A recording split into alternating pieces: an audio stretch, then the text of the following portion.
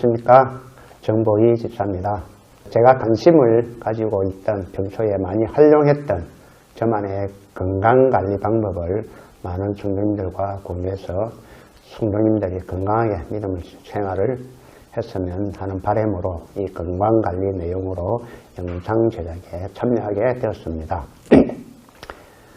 교회는 우리 의사인 우리 박승호 장로님이 계신데 공대 출신인 제가 감히 건강에 대해서 말씀드린다는 것이 조금 부끄럽기도 했습니다.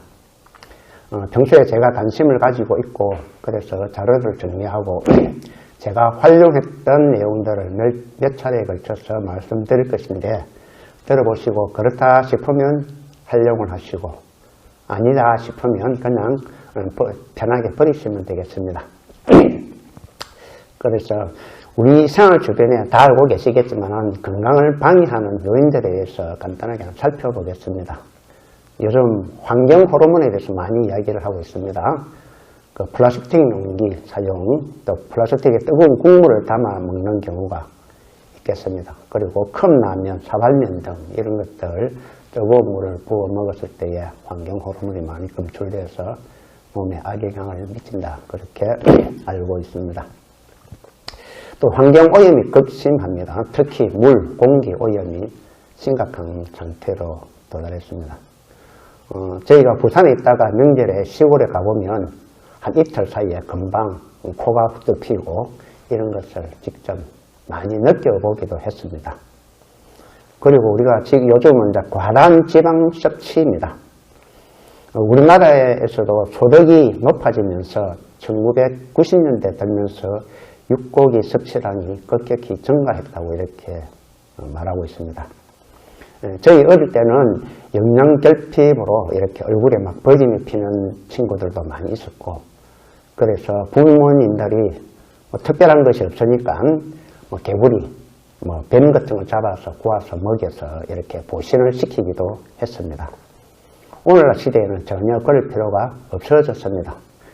지금은 대체적으로 건강이 과다한 시대가 되어버렸던 것 같습니다.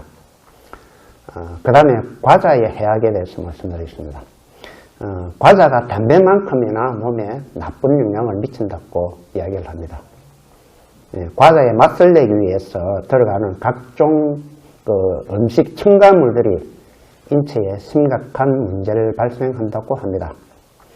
그래서 과자 공장에 근무하는 사람들은 진급을 하더라도 공장장은 하지 말자 그렇게 서로 말한다고 이렇게 합니다. 잘 팔리는 과자를 만들기 위해서 개발 과정에서 과자를 만들어서 그것을 맛을 보고 이렇게 하면서 과자를 많이 먹다가 보니까 몸을 망치게 된다는 것입니다. 과자의 해악을 고발한 책이 이미 20년 이전에 나왔습니다.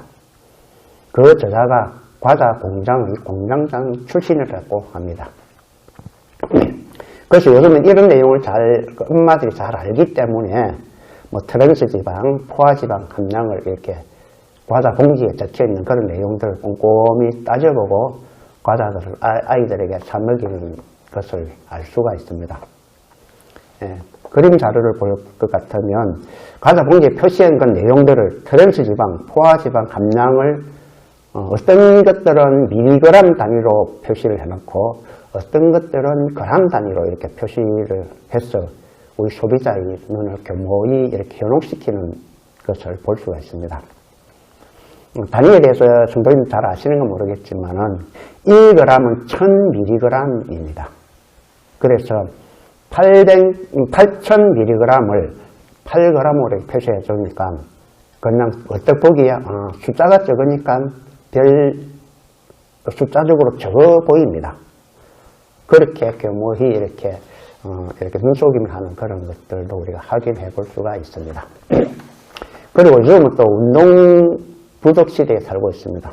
요즘 근무 환경이 사무실 문화로 많이 바뀌고 또 개인 차량으로 회사를 출근하고 이런 것들로 인해서 운동량이 급격히 줄어들었습니다.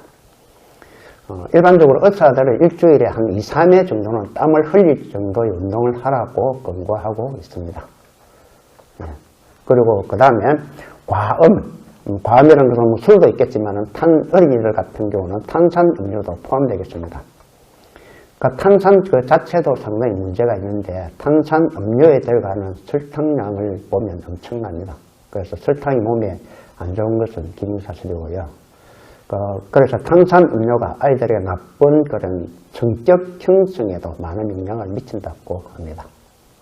일부 국가에는 청소년들에게 탄산 음료 판매를 금지하기도 하고 요즘도 우리나라에서도 학교 내에서 자판기에서는 탄산 음료를 팔지 못하도록 그렇게 규정을 하고 있습니다.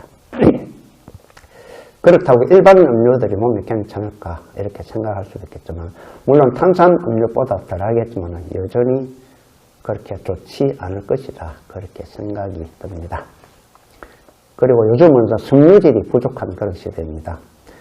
요즘 어린이들은 육고기를 좋아하고 나물 종류는 거의 먹지 않거나 아예 먹지 않는 경우가 많습니다. 그러니 섬유질이 절대적으로 부족하니 위암, 대장암 같은 것들에 많이 걸리고 발생한다고 그렇게 보고 있습니다. 우리나라 김치가 세계 5대, 10대 또는 건강식품이라고 이야기를 하지만 요즘 학교에서 아이들이 김치를 먹는 것들을 보면 아예 김치를 손에 대지 않는 학생들이 거의 한 70%가 되는 것 같습니다. 그리고 한 30%도 한 조각 내지 2조각 정도 먹고 그리고 우리와 같이 똑같이 먹는 학생이 참 희귀하게 보일 정도로 그렇게 김치를 적게 먹는 그런 아이들이 요즘 세대인 것 같습니다. 무엇보다도 우리가 건강하게 살아가기 위해서는 건강한 체질로 태어나는 것이 가장 중요한 요소입니다. 예. 그럼 우리가 어때 건강한 체질로 태어나지 않고 싶어서 없는 것은 아닐 거고요.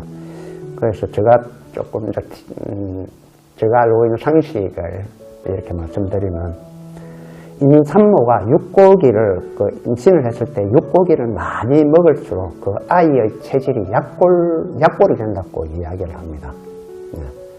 그래서 그 약골이 평생 체질로 간다는 거죠.